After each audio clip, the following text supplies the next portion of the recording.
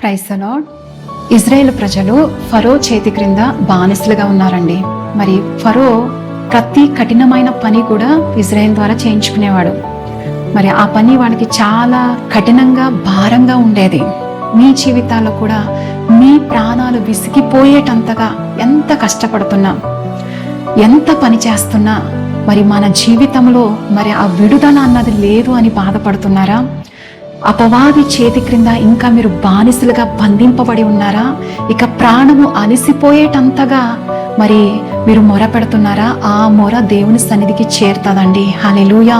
దేవుడు వారి మూలుగును విని అబ్రహాము, ఇస్సాకు, యాకోబులతో తాను చేసిన నిబంధనను జ్ఞాపకము చేసుకునేను. దేవుడు ఇజ్రాయేలులను చూచెను, దేవుడు వారి యందు లక్ష్యముంచెను. హల్లెలూయా. మీ జీవితాల్లో కూడా మరి మీరు చేసినటువంటి ఆ ప్రార్థన, ఆ మూలుగు ఒకవేళ అలిసిపోయి ప్రాణము విసిగిపోయి మీరు మొర్రపెట్టలేక ఒక మూలుగు శబ్దాన్ని కూడా దేవుడు ఆలకిస్తాడంట. హల్లెలూయా.